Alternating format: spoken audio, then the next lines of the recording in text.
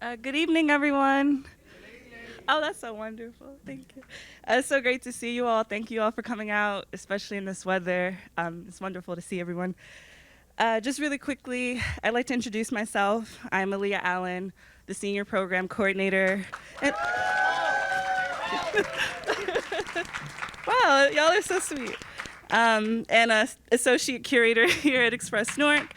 Uh, And it is with great pleasure and enthusiasm that I welcome you all to our keynote conversation, Children of the Cosmos, featuring Mayor Ras Baraka and Dr. Kelly Jones, and moderated by our wonderful, wonderful Executive Director, Salamisha Tillett. So this year's annual theme is inspired by the 60th anniversary of the book Blues People, Negro Music in White America, written by poet, scholar, and activist Leroy Jones, later known as Amiri Baraka. As we revisited the seminal study, we also invited visual artist Derek Adams, Adama Delphine Fawundu, Adebumi Badebo, Caesar Melgar, and Accra Shep, who's here, to reimagine. Yes, let's clap it up for Accra. To reimagine pivotal works of their own and create 5 newly commissioned art installations that explore what it means to be a blues people in the 21st century. The exhibition will open until July 19th, so please go see the show and tell everybody about it. Also, please be sure to sign up for our newsletter on the iPad that's in our lobby. Check out our website and follow our social media for all of our Blues People programming that's coming, including an artist talk with Accra and the rest of the artists who are exhibiting. Also, I'd like to take a moment to thank Chancellor Cantor, Executive Vice Chancellor Sherry Ann Butterfield, who's here tonight,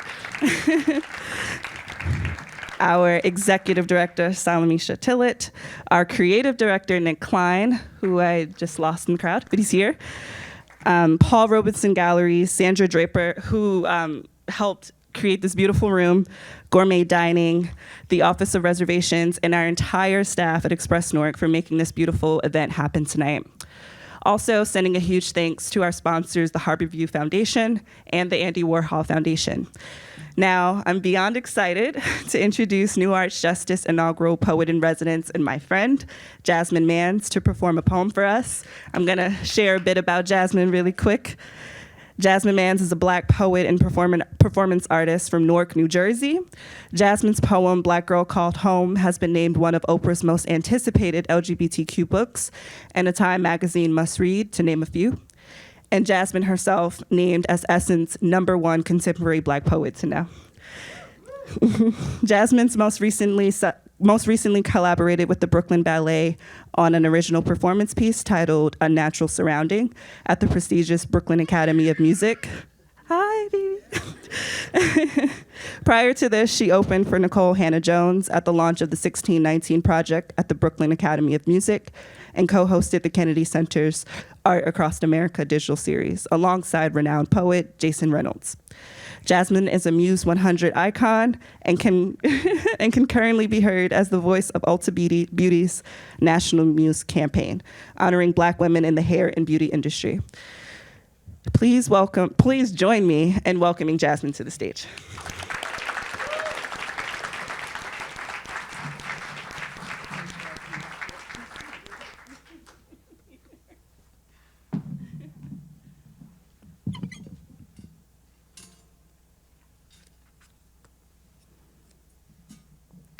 Blues People, after Amiri Baraka.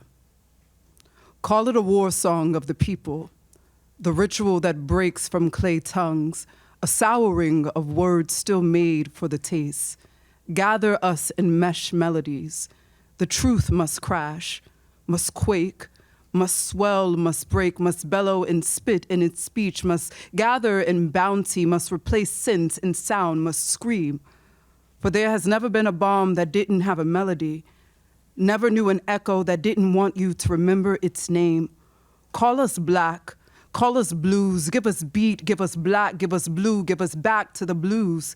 Hand us over to our mother's land, the story pressed against stuttering hands, to the wailing and the ritual, to a scream so constant we called it music, we called it home.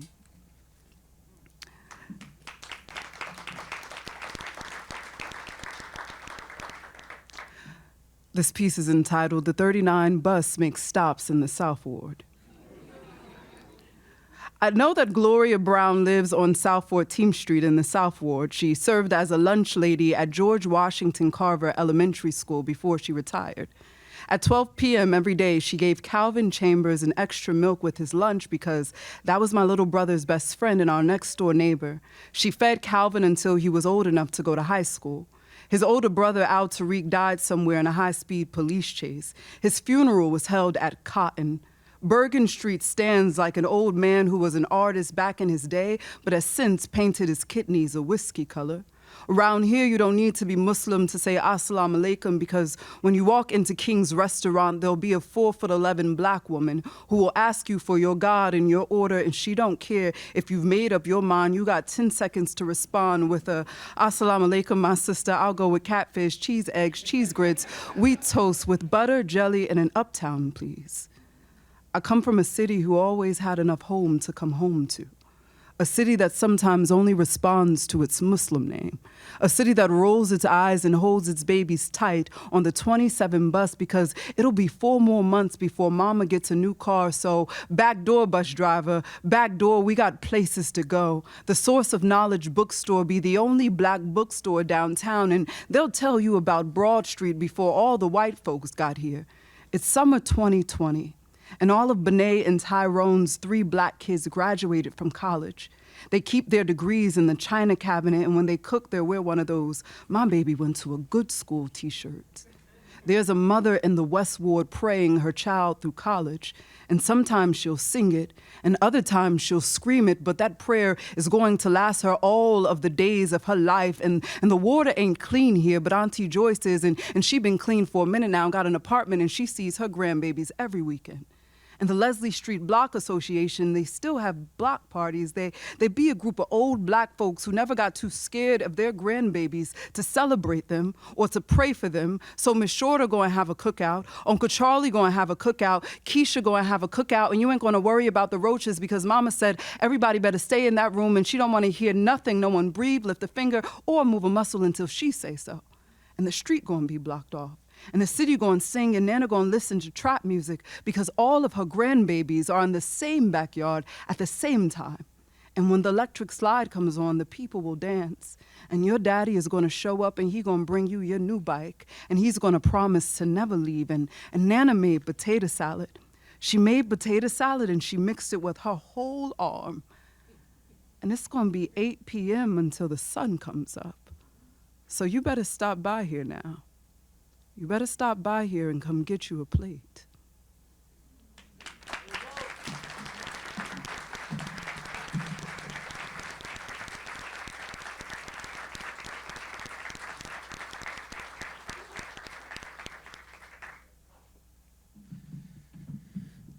There's so much love in this room right now. My goodness.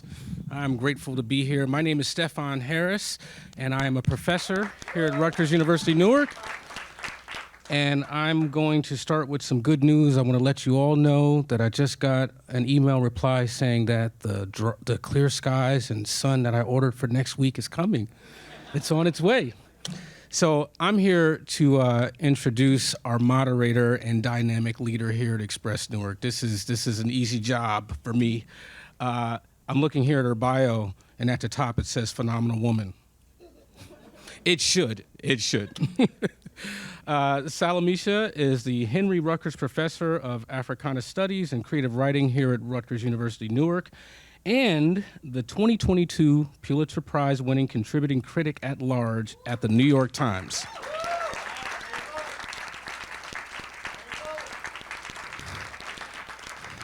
She's a prolific author with contributions like Sites of Slavery, Citizenship and Racial Democracy, and the Post-Civil Rights Imagination, and most recently, In Search of the Color Purple, the story of an American masterpiece. Tillett is currently completing a book on, oh my goodness, I think one of the most important artists in the history of this country. Her influence continues to get deeper and deeper as she sets the tone for authenticity in art. I'm talking about the great Nina Simone. Can't wait to read that. Oh my goodness. Tillett graduated magna cum laude with her BA in English and African American Studies from the University of Pennsylvania, a master's in art of teaching from Brown University, a master's in English and American literature, because of course one master's is just not enough, you know, and a PhD in the history of American civilization from Harvard. In 2023, she received an honorary fine art doctorate from Moore College of Art and Design. Now, what often times does not show up on a bio is someone's heart. And I can tell you, she leads this organization. She stewards it with such grace, intelligence, beauty, and a sense of family and conviction. I'm absolutely honored to be here and to be a part of this incredible community. And I'm really, really proud to call her a friend and a colleague, the great Salamisha Tillett.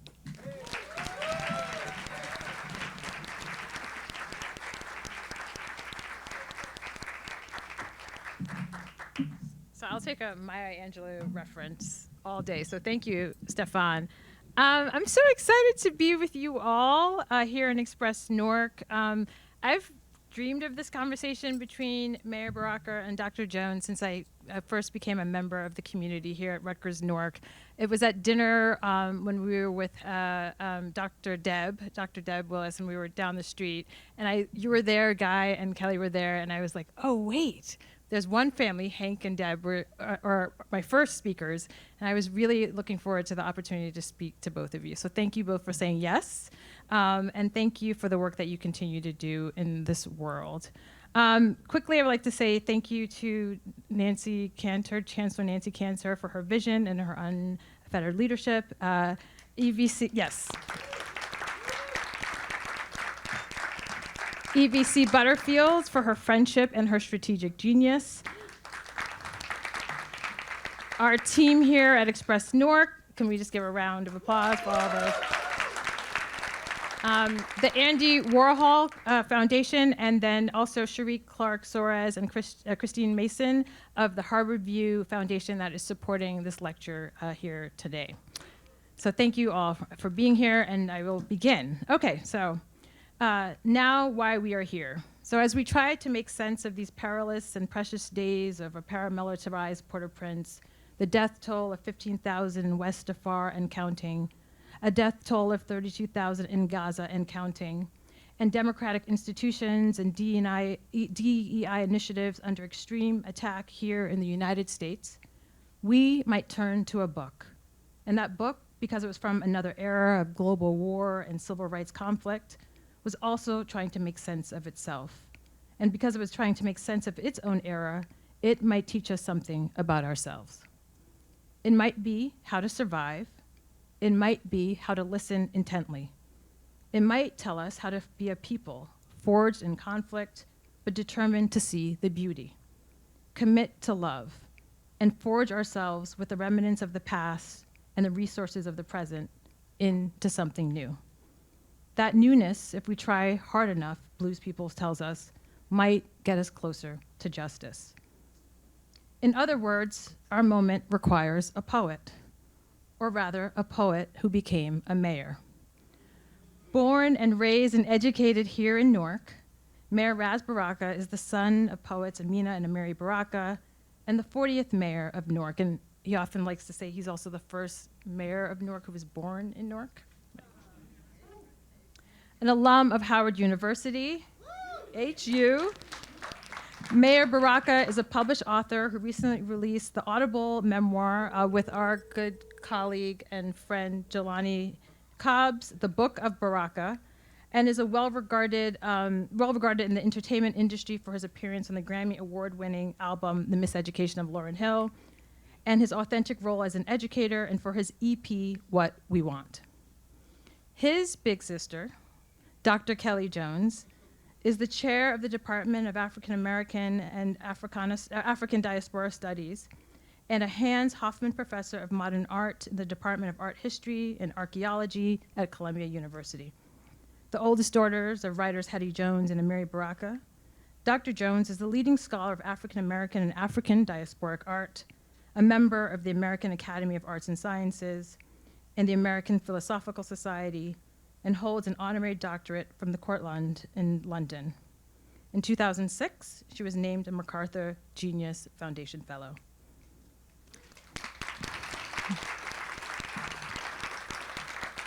Dr. Jones's writings have appeared in a multitude of exhibition catalogs and journals. She's the author of 2 books published by Duke University Press, I Minded, Living and Writing Contemporary Art, and South of Pico, African American Artists in Los Angeles in the 1960s and 1970s. She was the curator of one of the most wonderful exhibitions I've ever seen, Witness, Art and Civil Rights in the 1960s at the Brooklyn Museum, which was named one of the best exhibitions of 2014 by Art Forum. Her latest book, which we're all also eagerly anticipating, October Files, David Hammond's, is forthcoming from MIT Press. So now I would like to introduce Mayor Ras Baraka and Dr. Kelly Jones to the stage with me.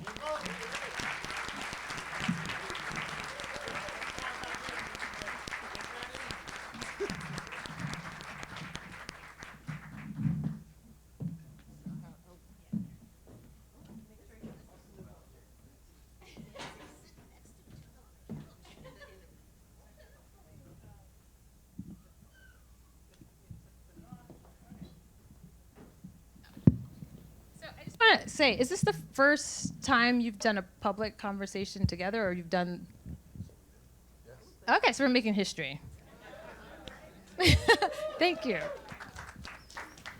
So let's begin. We're going to start with the book, Blues People. And I guess just give us a little context about your own relationship with it. Like, do you remember when you first read it? And how did that reading change maybe what you knew about it before reading it? I've read Blues People in college, right? So, and it wasn't assigned to me either by any professor. I just read it. I was becoming more active and more engaged socially and politically, and I read Blues People. Plus, everybody kept talking about it, so I said maybe I should read it. How about that? But you know, prior to that, growing up in the household, all these books are all over the place. I don't think I've ever read any of the books while I was in the house. I've heard stories and talked. When I left, I began reading more about things that I heard and talked about in my house as a child. So I kind of engaged it in college. And when I read it, you know, I was, you know, listening to Public Enemy and KRS-One and, you know, different, you know, Rakim and Eric, you know, all of this stuff. And, you know, to me, it made complete sense what was happening and what was being said. Though there was a lot of discourse about, you know, the validity of it. You're talking about a 28, 29-year-old guy who wrote a book about black music, not an academician, a professor, you know, ethnomusicography and all this stuff, but wrote a book about black people and black music and how that relationship told us who we are and where we are. It reminded me of Mos Def, who said that, you know, you want to find out where black music is, you have to find out where black people are. Or he said hip-hop music instead of black music, he said hip-hop music. Find out where our community is, and that'll tell you where hip-hop music is. And that, to me, summed up what Blues People felt at that time for me as a college student at Howard University. Exactly that. Our music was our, as PE would say, our CNN. I think the same. I know I've read it several times, reread it. But what I think I got from it is that these histories that he's looking at, not as ethnomusicologist, as somebody who's interested, he does go into the history in the beginning, and some of these sources that he is using are sources I would go back to in graduate school. Looking at it now, one of my favorites, Niles Newbell Puckett from 1926 on Southern folkways. And that was on my oral exam for my PhD. How it got there is that I studied with the great art historian Robert Ferris Thompson. They were of the same generation. They were looking at some of the same sources. And maybe Robert Ferris Thompson was reading this book because His book comes out later, but they are known to each other, Yeah. and using some of those same sources. Some of the sources are anthropology, more so. Later in the book, he gets into more jazz criticism, more music criticism.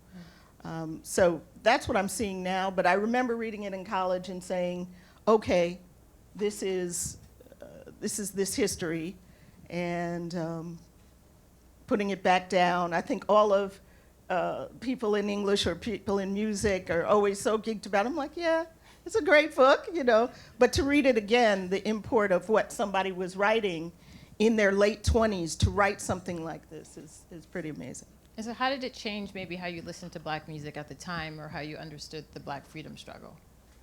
Did it have an immediate impact, or was it no? I wouldn't say it changed the way I listened to music. I think I listened to it the same way. I just think it gave us a deeper insight and validated some of the feelings that I had already, right, about Black people and our trajectory in this country and where we were, and that you could determine where we were, the period of history we were in, basically by the music that was being played at that time. It validated that for me, and also validated for me our unique experience in America. That, you know, there's something that we have that is not African and is not American completely, right? There's something that we have, that we created here in this country because of our experience in this place. And as a, you know, I studied political science and history, and in that space, we always talked about these kinds of things. And it always, you know, I always wondered why we had English class, or we studied things that had to do with Europe, since we were American, right? And I always refer back to that book and try to make sense out of why these things were happening, right? That we read more European literature than we did American literature. That we listened to more European music than we did American music. That in American music is Black music, and Black writers and musicians live in that space that is not European at all, right? That is truly and authentically American. And maybe that scares people to say that what we created is actually American.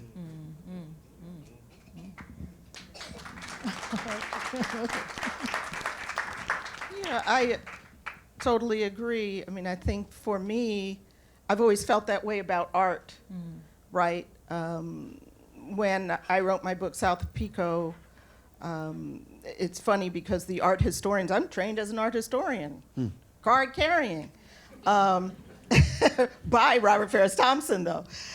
So when I present on the book in art history, they always ask me about the introduction, because what the introduction does is it narrates how art navigated migration, segregation, and that the artists that I write about in the 60s and 70s inherited that, and what did they do with those histories and those objects. And art historians can't get it. But reading this again made me realize that that's what he wrote. He wrote about music as a part of life, art as a part of life. In fact, you don't have life if you don't have art, right? Because you can't work at the job, at the slave, as some people would say, and just do that. You have to have something that is another part of your life, and art is another part of life. So it just made a lot of sense to me. One day the art historians will get it, I hope. Well, I just want to pull back a little bit, and Mayor Baraka, you made this reference about what you were learning in school, and how it was, it didn't quite make sense given the context in which we are in, or which you were in. And go back to your education, your formative years. And you both have written or talked about the ways in which you grew up in these really vibrant artistic and political communities in your home, right? So with your father, and then with Hetty Jones and Amina Baraka, the people that they drew to them, your siblings, your neighbors. And something that Mayor Baraka quotes a lot is, you know, this idea that from his father, your father, that the noblest function of art is to oppose what is ugly. And so I was just curious, could you give us a little bit of sense about growing up in the unique households and communities that you were in, and how were you taught this, and how did this idea of art's function to oppose what is ugly manifest itself in your childhood? And when did you realize like the creative communities that you were part of might have been different than what other people were experiencing? Oh, wow. Well, okay, I mean, the funny thing is people always think like you live in a house and your father like sits you down and your mother sits you down and y'all have like a lecture and it's like you're taking notes and it's like, that is the furthest from what actually happens. Yeah. Like, so you're just a regular kid growing up in a space. And I think you know immediately that things are different. Right? So you don't need a lecture on that. You can go outside and see that things are different. You go to school and you listen to poetry that they're teaching in school, then you go home and listen to Nina Simone or go home and listen to Sonia Sanchez, right? Read a poem or Haki Madhubuti at the time or somebody like that, which sounds completely different than what you're reading in school. And mostly what you're reading in school is European poetry. Save the Irish poets that they teach you in school sometimes. But it's mostly European poetry that they teach you. So it's different than what you're listening to in the house. So there's a complete difference. And I grew up in a house that was, more Afrocentric. And so the things that we were reading and talking about in the house were completely different from what we were doing in regular school, I would say. Like, we weren't reading Snow White and the Seven Dwarfs. We were reading Coal Black and the Seven Simbas. And, so it was a different experience altogether for me in the house that we grew up in. But that's an immediate contrast when you leave that space and go to another space.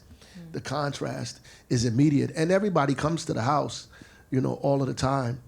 From kids to adults to neighbors to everything. Everybody's either playing basketball or hanging out on the porch or eating black eyed peas and, whatever it is. Or they're having an event in the living room that is a poetry, jazz, activist speaking kind of event that goes on to the wee hours of the morning.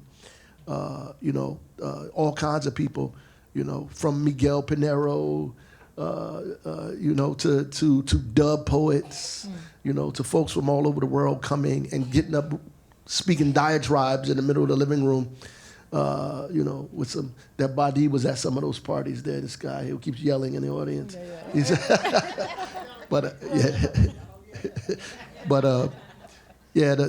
Those were different times.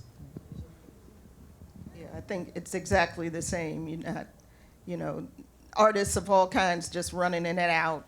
People are coming for Thanksgiving. We always had the Thanksgiving where you don't have a place to go, come on over. That, like that. And also, as Raz said, the mayor said, I think you could say. I can say it. I can say it. I can't. I can say it. Yeah, okay. Yeah. But when you go to college and you realize, when you're a child, you think everybody has a similar experience to some degree. When I went to college, people didn't know artists were alive because the only people that they taught were artists were dead. And most of them were European. And certainly if you're talking about artists of color, you're talking about Egyptians, you're talking about Mayans. These people are long dead. Not living Egyptian poets or artists, I'm sorry, but what they're talking about is ancient. So it's like there's no other people of color who ever became artists. And you're like, that's not true. I actually know Norman Lewis, and I'm going to do an interview with him, and so on. And shout out to Akra Shep, who's here, who's in the show. Please go see the beautiful show on Blues People. And his dad and his family lived downstairs from us. So when I met my husband, the great musicologist Guthrie Ramsey and piano player, it was like, oh, this is your comfort music, Archie Shepp, Ornette Coleman. That's right. This is like, this will calm me down. People are like, what? What? And when you get to Blues People, Archie's not in the book because that's his friend at the time. So you see when, all the experiences that he would have later with all of these people, right? But those were, at the end, he's talking about Ornette Coleman and all that kind of music. Cecil Taylor, love that music. Love that.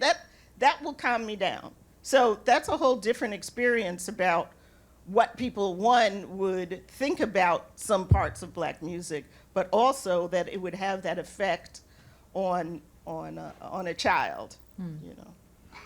So you both are writers, a critic and a scholar, a poet and a performer, and right, you grew up as children of writers. But I was curious for you, why that medium, and when did you realize that was perhaps one of the best vehicles for you to express what you were feeling, needed to say?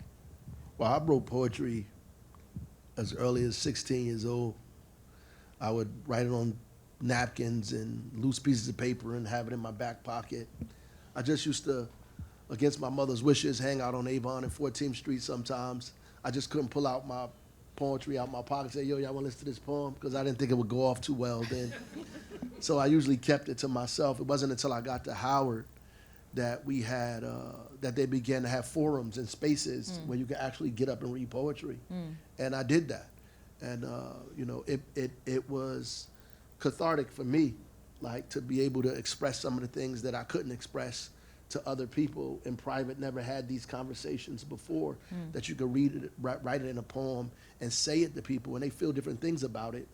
But it was really helping you express your intimate thoughts with other people, politically, socially, to other people around you. And it helped me to continue to write. As I did, it gave me the encouragement to write more and more and more. Absolutely. Yeah, I never set out to be an artist. I was like, no, let me get far away, but it didn't work. Right. I really wanted to be a diplomat. Later, I would meet a diplomat who told me, but you've been doing cultural diplomacy your whole life, so why do you think you're not that if you're not going to, you're still traveling around the world anyway. But I think the writing is, you do it because it makes you feel a certain way too, like Raz was saying, right? You're not going to, I mean, academics can be tortured about it and they can feel like they have to do it. But I think if you are a writer, you can't wait to get back and do some of that. Or whatever your art form is, you want to be with that, and then you present it to the world. You hope people like it. But as Langston Hughes said, if they don't, it's okay too. We build our temples for tomorrow, right? So that feeling, and also I think for me, and I think you can see this in the book and in our heritage, is that you want to tell the truth. Because there's a lot of BS out there, Right. And a lot of things that, and this book is testament, like, no, this is where it came from, So to be able to tell the stories that have been overlooked and celebrate the people that have been overlooked, Right. I think that's part of it, and that in that way art changes the world. Can I say something Yeah, of about course. that? Like the quote that you said in the beginning that I always say, the noblest function of art is to oppose what is ugly. That sticks in my head. It always has. Sometimes, there's nothing beautiful about our oppression, right? And people, we talk about it like it's beautiful to experience it. And that's usually because we're good at our words, our things. We talk about it like that, but it's not beautiful. So it's not enough to just present it, right? You actually have to oppose it. Like in your art, it has to oppose the things that are happening, not just speak on it. And a lot of times we speak on it and think we've done enough. And then we make it pretty. We make our suffering pretty. So people tolerate our oppression. They think that somehow, like, wow, I wish I was segregated against too. Like, some foolishness. But so when you're putting it out there, it has to actually be forcefully in opposition to it. It doesn't mean it has to be a hammer, right? But it certainly should be a couple of razors. You know what I'm saying? The last father put out razor. It has to be some razors that talks about our condition in a way that it shouldn't exist. So I feel weird just making a transition, because thank you for that, both of you. This idea of speaking truth, and I guess I wanted to depart a little bit about the role of public art, right? So you're both in a way, curators very differently. But this idea of bringing truth to the public, speaking truth to power, and speaking truth in public through monuments or through museums or through public parks. And I've been on this journey in the city of Newark in terms of with the Borglum statue across the street murals, and then also Harriet Tubman. But I just wanted you to reflect a little bit more on maybe why you think the visual and the monumental is important to, as a way of speaking truth to power, or at least recognizing like how ugly the past it has been and oftentimes continues to be.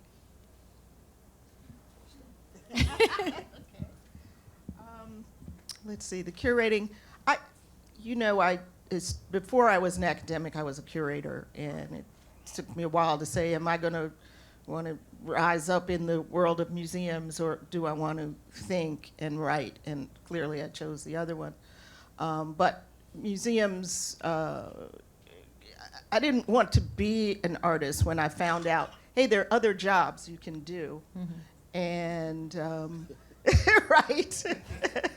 And in fact, I'm doing an oral history project in another book about black curators from like the 70s to now, just a few to narrate that journey. I think it's a different kind of public conversation. When I did a show in 2005 on Jean-Michel Basquiat at the Brooklyn Museum, on the last weekend there were 40,000 people there. It was like, okay. You know, that's 2005. Who knows what it would be today? And then it kept happening. It wasn't just Basquiat. It was all the different shows that I did. And I say that not to say, oh, my curating is great, but to say that people wanted to see it, that it was like hip hop. Hip hop is not only bought by black people, right? It's bought by the world. And so people were lining up to come see some of these exhibitions.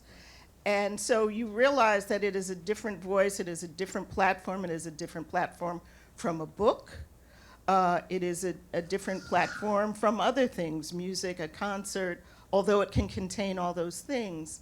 And I think it's the way to reach a larger public that I am interested on that platform. And now everybody wants to be a curator, so you have at it.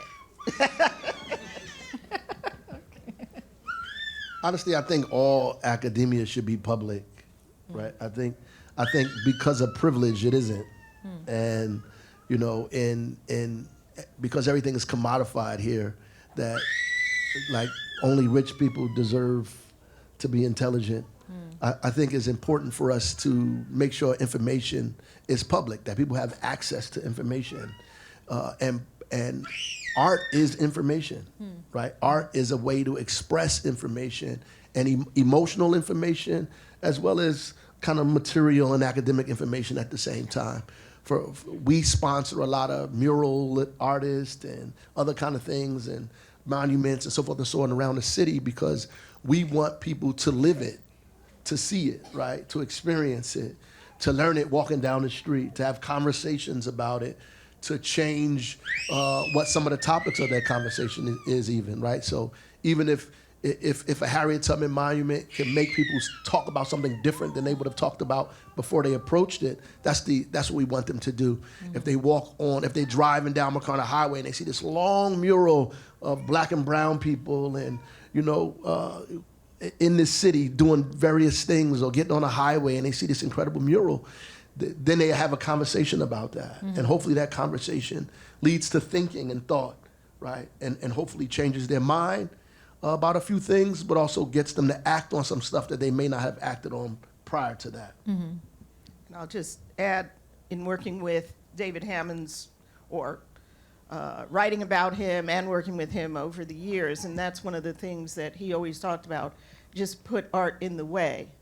You know, so somebody trips over it, runs into it. It's in there every day. It's like air. You just pass it, and it does something, and it changes your environment, and it changes your mind, hopefully, along the way, or it does something. It has some kind of catalytic function in that way. So that's always meaningful, and putting art in spaces that are public, spaces that people everyday spaces, Yeah. let's just say, is meaningful. So, Dr. Jones, and I minded, you have each section opens with a family member who has an essay, and the first one is by your father. And I recently read it, and again, and there's a lot of adjectives I'll use, but some are, his voice is warm, it's playful, it's incisive, and it's protective. He moves back and forth between calling you Kelly and Dr. Jones. Kelly is the person who gives him all this material, and he's like, what am I going to do with this? Dr. Jones is the person who was insisting on having a Venus Hottentot exhibition and pushing against museum norms, right? So it's an interesting voice that he has for you. But I want to talk a little bit about, and it's a really wonderful voice, but the tension maybe in that piece around your deep engagement with conceptual art, which when I'm reading it, I'm like, but he's like avant-garde jazz. So like, aren't they there? But he's like, why is she putting this in front of me? And he has to wrestle with it. We're reading an essay with someone who's wrestling with the material that's before them. So I would like you to talk to us a little bit about your kind of commitment to kind of a Black abstractionism or Black kind of conceptual art and why that's been so important. Oftentimes there's an emphasis on the figurative, right? But you've really been groundbreaking in getting us to think alongside and understand these various ways, and this is part of the Black arts tradition too. So if you could just talk a little bit about that. Irony, isn't it? Here's somebody that ends the book talking about Ornette Coleman, and then you're like, conceptual art. I thought it was just word games. This is silly. But it's like, okay, you get to say that. And then people kept, the funny thing about that essay, the editor kept sending it to me like, it needs to be edited. I'm like, you edit Amiri Baraka. I'm not doing that. That's somebody else's job. I don't do that. So part of it is that, but I thought it was fun, because he did struggle with it. And he, and interestingly, it was, I wish we could have talked about it more and more, the kind of tension between, I think figuration is this generation. And usually when you are in struggle, like in the 60s, when he's in his youth struggling with certain things, figuration is important, right? Black arts movement, figuration is important. You use language, you use bodies, people want to see themselves, they don't want to be hidden.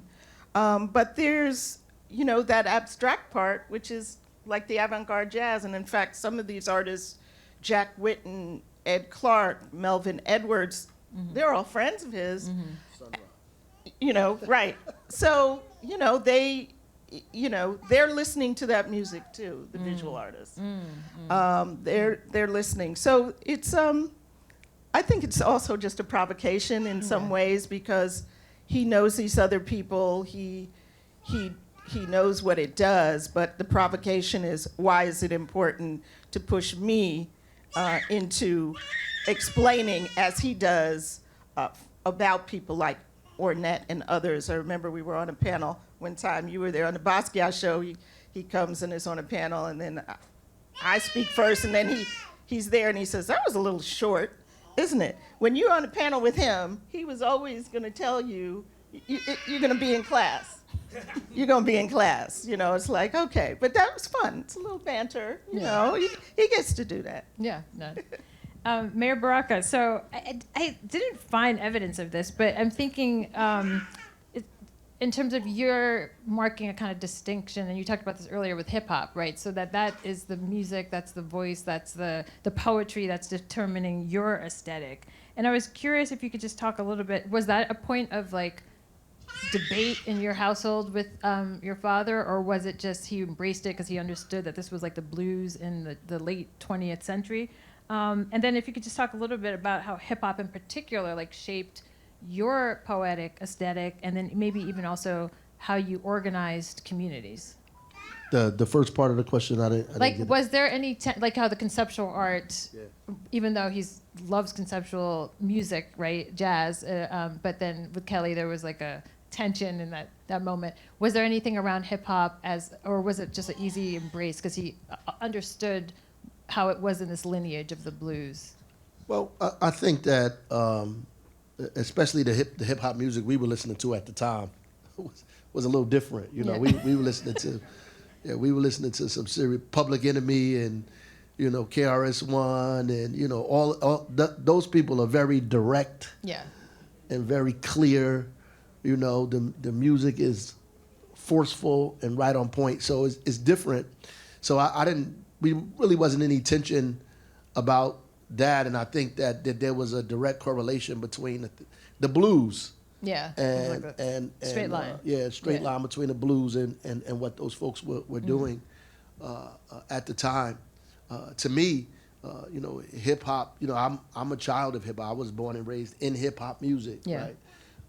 You know, even though in my household we listened to jazz and blues all day, like WBGO played all day long, like literally all day long. Yes. Like out open all day. Like you come in the house, you wake up in the morning, you listen to WBGO, you go to school, you come back, WBGO is on. You know, so we learn. I know jazz and blues by osmosis, Yeah, right? yeah, so yeah. I know, you know, all of that stuff. And to me, when I got a chance to listen to music on my own, I always listened to hip hop music, right? And club. You know, Jersey has a club scene, so we listen to club and hip hop. Now we have hip hop club. So, but you know, hip hop to me has always been my voice. So. There's really been no separation between the music and that I listen to and how I felt expressed. Read poetry. Even the poetry that I read has a kind of hip hop kind of you know, tone to it. Like so, it was always very clear to me. So while Blues People was not written here in Newark, it's a book that couldn't be written without Newark, right? So like, this is the city of blues people.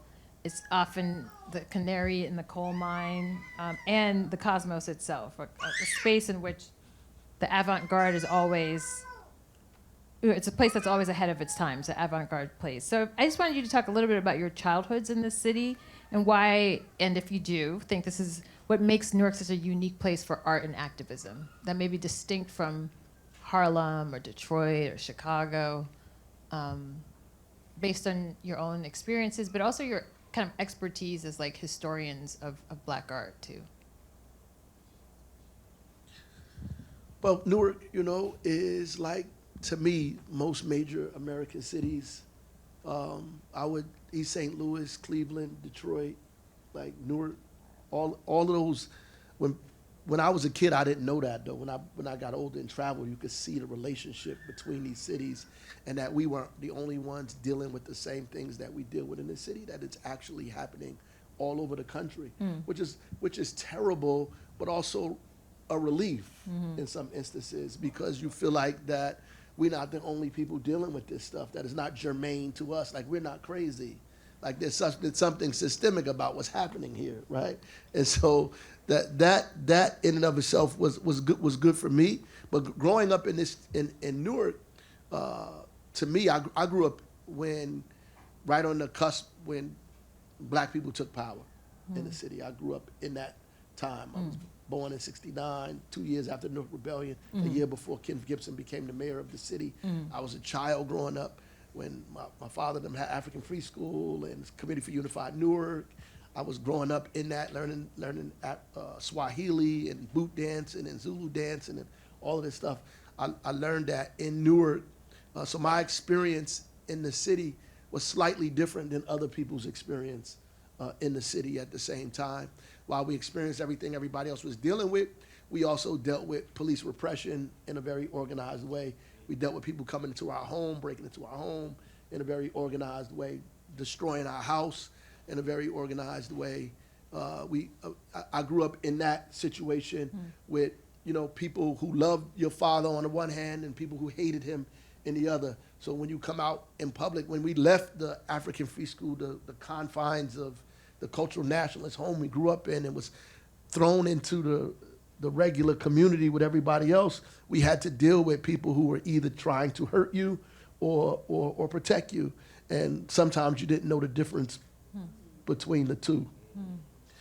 Trying to grow up in that environment and atmosphere where my brother was, Obalaji became a protector of all of us because we went to school with funny names and we didn't celebrate what everybody else celebrated at that time. Like, avant-garde and beautiful to be African today. Back then, to have an African name, you was teased, and you had to fight, right? So it's a different time period of us growing up in the city then. I was a child when I witnessed my father get beat by the police and had to testify in court. I was on trial. I mean, I was in the courtroom on the stand,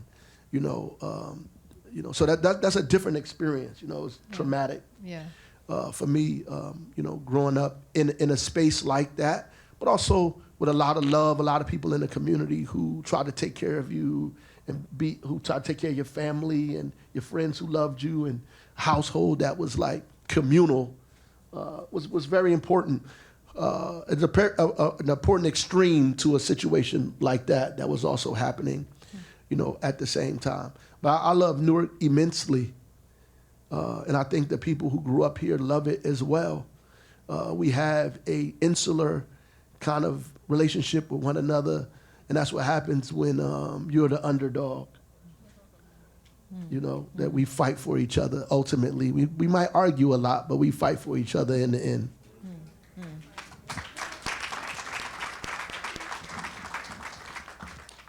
Ditto what the mayor said, but also, and also part of it is growing up in public. That's a whole other thing, that you just always carry yourself as if you're always in public, especially if you're on the street. But the other part for me was my grandparents, and I think reading Blues People again, our father was the love that I feel the love for those people that raised him. His parents, his grandparents in the book, and those people, it reminded me of the love they showed me too. My grandfather I learned how to drive in Newark in one of them big, long Buick cars in the parking lot at the Colonnade Apartments, y'all know it, where they didn't have a second floor, but they did have 13. You can never understand that. But there you have it. But then one thing that my father's father, Mr. Coyett LeRoy Jones, the original LeRoy Jones, he's the one who taught me how to drive. But also he always told this story about, and he used to call me Kel, and he had a very beautiful tenor voice, and it was like, Kel. It went on for hours just to say my name, and it wasn't even the whole name, but it was great. So he would always tell the story about, he was actually coming from South Carolina going to New York, but he thought when they said Newark, he thought they said New York, so he got off the train. And I believed that. I was like, wow, that's such a great story. And then years later, I think it was after he passed, when I'm reading Isabel Wilkinson's book, and she tells the same story, and I'm like, it happens to a lot of people. I'm crushed. What? And then I had to recall that actually his older sister was living here anyway, so he was coming anyway. He knew where Newark was, but it was a great story, and I believed it for many, many years. So those are, that kind of story. Maybe it's about the South, but maybe it's also about the heritage of Black people, is what I feel in Newark, my ancestral home. So if blues is like the metaphor and the muse for Blues People, I would like to talk a little bit about how you all engage the figure of the Black woman as a creative artist, as an overlooked historical subject, and as a vulnerable citizen in your work, right? So I'm thinking of Witness, the exhibition at Brooklyn Museum, and the ways in which Black feminism is the prism through which you understand the civil rights movement and the Black Power movement. I'm thinking of Mayor Baraka, your 2005 poetry collection, Black Girls Learn Love Hard, which was in between your 2003 Def Poetry Jam American Poem, and you end there with it's like an interesting turn, because I looked at your and then your father's Def Poetry Jam, and you always return back to the Black woman as the closing figure there, a vulnerable person. And then also in your 2019 EP, What We Want, you talk about having a monument to Black girls and Black women. So if you can just talk about why you keep on returning to and centering Black women in your own sweeps of American history, and how does that deepen our own understanding of the freedom struggle, past and present? Wow, we could have had a discussion just on that. Speaking of black women, that's my wife who's trying to take care of my baby running around here screaming my name. She wants to obviously get on stage with me. Yeah, I don't know. She's gonna be on punishment. No. But, well, I think that comes from my mother more than anything. And, you know, watching her in our household struggle with all of the things she had to deal with from my father, from people in this community, from the men in the organization, you know, the whole, you know, cultural nationalist space was very male chauvinist, male dominated, and my mother will tell you that. And in fact, she gets upset when people kind of like romanticizes that stuff then, because she said, oh, that stuff was terrible. Like, she'll tell you that now, but at the end of the day, I think it comes from her and her stories that she told us over and over again about, you know, just, you know, made it clear about all of the black women that were involved in the historiography of our movement, of our struggle in this country. And she made it her business always to speak to the women and bring women forward, and whether it was people's wives or sisters or forward, she would always do that. And so that's what always keeps it in my mind and my heart to bring it back. And then Black Girls Learn Love Hard was really an ode to my sister, Shani, who was murdered. Just like my father's sister was murdered, right? And so that I wrote that in like a day. I actually wrote a bunch of pieces down, and I sent it to my friend in Detroit, Jessica Care Moore, and she sent it back as a book. That's what happened. Literally, it wasn't even a conversation about I want to write a book. I wrote all this stuff just to get it out of me, and I sent it to her, and she sent it back as a book. And she said, now what are you going to call it? I said, Black Girls Learn Love Hard. You know, be about the relationship my sister had with her husband and my other sister that resulted in her death and her murder. But ultimately about black women, period, learning how to love themselves in a world that does not, right? And how to be women and black simultaneously is probably more difficult than being black and American at the same time. As Du Bois talked about the double consciousness of looking at yourself through the eyes of people that hate you. I think trying to uplift black men and save yourself from them at the same time is difficult. And my mother made that clear to me, so I always revert back there.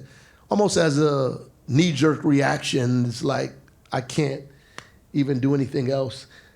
Even being responsible for some of the stuff my mother talked about, like also being a perpetuator of those things, makes you force you to go back to that and think about the things that are going on in your behavior and what happens in America to black women. Thank you. Wow, okay. Yeah, took us back there to Kimako and Shani, and we call their names here today to think about women. And that was a really pivotal moment, I remember, for you and your work when all these things happen.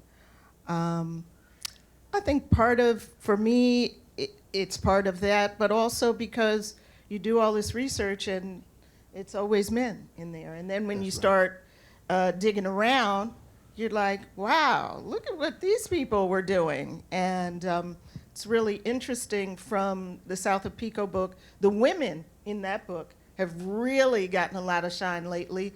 Luckily, they're still around. They're around 80, but they're at least, you know, some of the women in art, you know, who've gotten, you know, solo shows at the Whitney Museum at age 100. So at least they're doing better by being in the 80s and being in their 80s or in their 70s. And I'm glad to be able to make that happen because the stories are just so amazing.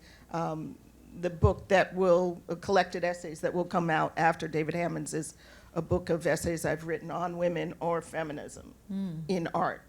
And just to really shine a light very clearly on that idea. Okay, I'm going to close out and then open it up briefly to the audience. So you both are institution builders and leaders. Dr. Jones as a curator and a university administrator. Mayor Baraka as a mayor and also now a gubernatorial candidate.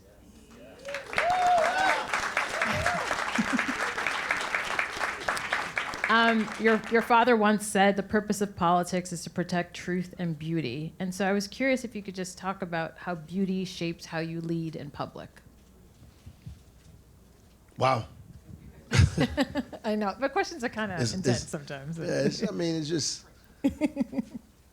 I think the work that we do is art. Actually, to me, art is the application of science, of pragmatism. Like when you do it very well, then you become an artist at it, right? So I think we've been working every day trying to figure out problems and trying to solve these problems and falling down and getting back up and falling down and getting back up, which is a part of struggle.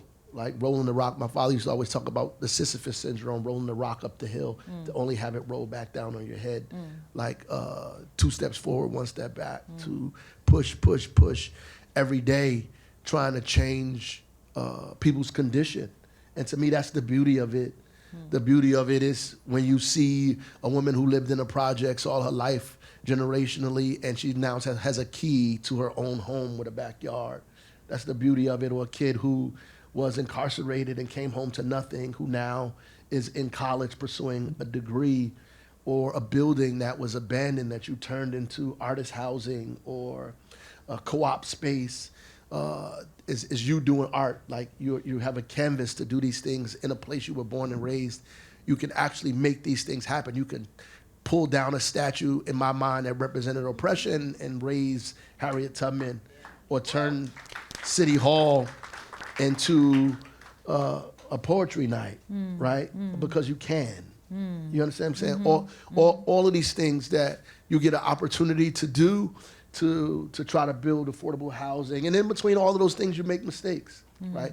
To make people, to change all the lead service lines in the city, right? To do things that you have the ability and capacity to do. And to me, all of that is beautiful. Right, and me having the opportunity to do that, I thank God every day that I have the opportunity to change people's lives in the city I was born and raised in, to get it right at least once, right? And there may be 1,000 times I get it wrong, but at least get it right at least once.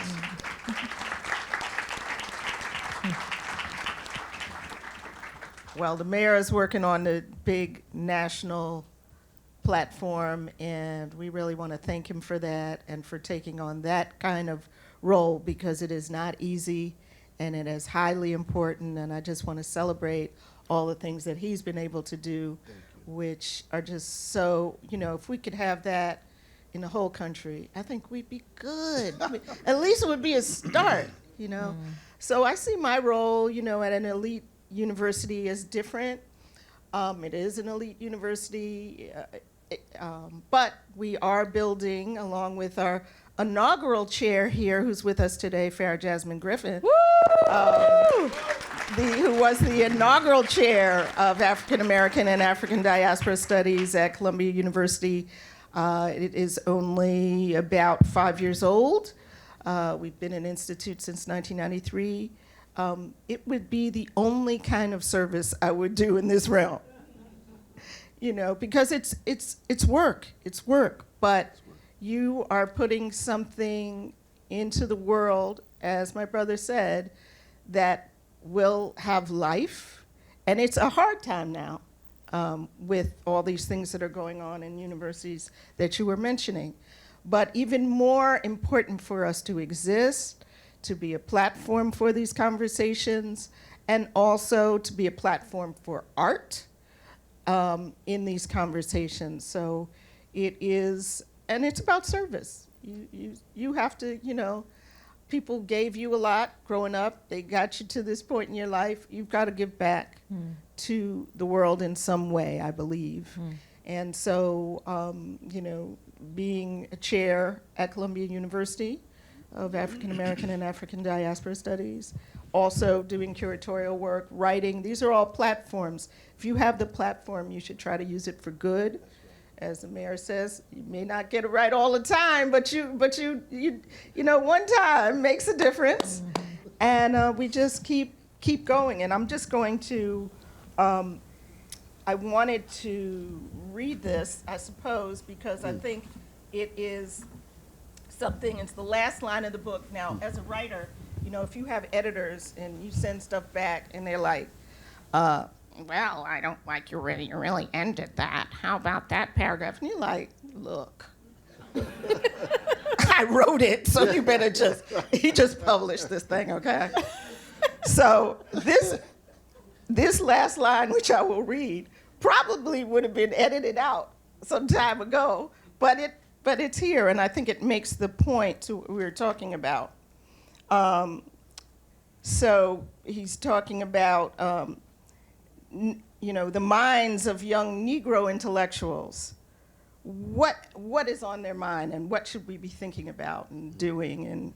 And the last two sentences of the book are, what is it that they are being asked to save, as in save this country, right? So what is it that they are being asked to save?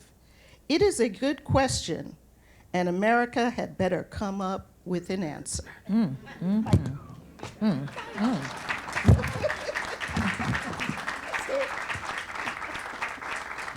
So I think we only have time for 2 questions, so I apologize for this, but this has been an extraordinary conversation for me to witness. I think we have our mic roaming, and as we're finding the people to ask questions, I just want to thank Dr. Farah Jasmine Griffin, who introduced me to blues people when I was a senior in college, and while she was writing a book on Billie Holiday. So there's a lot of layers, so thank you. I see you, my D, man. Okay, so I think we have 2. I saw a hand over here, and is there like a roaming and a hand over there? Oh, sorry. Yeah, go ahead. Thank you. Hello, my name is Titi, and I want to thank you all for this wonderful conversation. I was particularly moved by what Azaraka said about looking at yourself as a black woman through the eyes of people that hate you. That really moved me. But my question is, how do you see Newark moving towards a black feminist future, or even a black power future? Or do you think it's turning towards a greater multiculturalism that could either be considered positive or regressive for the souls of black folk, as Leslie Du Bois? Du Bois.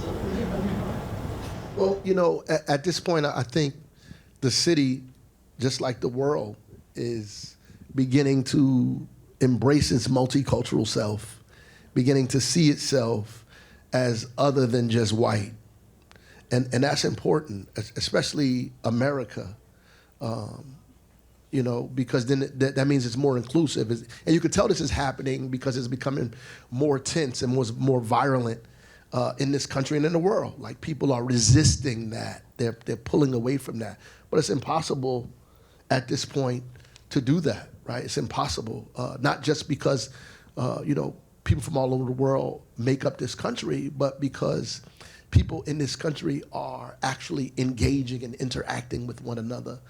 The youth don't have the same problems that our parents had 40, 50 years ago, right? So those things are changing for the better, right? What we have to figure out, in my mind, and Newark is a part of that, is how do we, you know, because a lot of times we get lost in that because our identity has always been in question.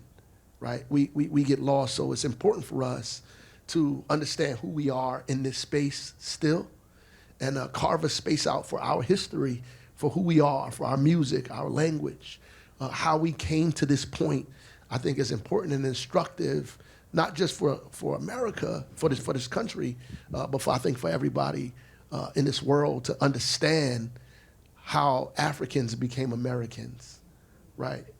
It is a real serious, and I think that's what blues people is about, how Africans became Americans. And I think that's a real kind of thing we cannot lose in this. And as we struggle with everybody else and get all everybody else's issues, we have to keep ours, you know, clear, you know, because our history is unique and specific in this country. And it is American. And when people tell us we're not American, or we're unpatriotic for expressing ourselves, then they don't understand what America is, right? Clearly, that, you know, you're talking about an America without our ring shouts, America without our spirituals, America without the blues, America without Maya Angelou and Toni Morrison, right? How can you have an America without those people? Even Phyllis Wheatley, how can you have an America without those folks? It's impossible to have an America without them. So it's time for us to make people understand that to be an American is also to be a Black American. Okay, thank you. So final, and hopefully it's a question for both people. Okay, thank you. See the professor coming out. First of all, I just want to thank you, Mayor Baraka, thank you, Dr. Jones, thank you, Dr. Tillett, and Aaliyah.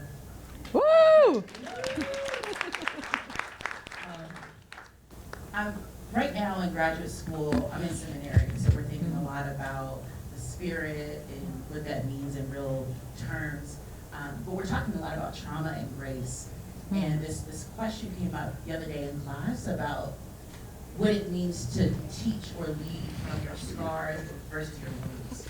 Your scars being areas that are healed in full, and your wounds being the areas that are still kind of fleshy and in the process of recovery. And I'm thinking about the blues as this beat, this rhythm that is born of bleeding, that is both still kind of bleeding currently and bleeding that's maybe dried up. And I'm wondering if you could speak to whether it's, you know, leading a city or, you know, leading an organization or an institution or creating art.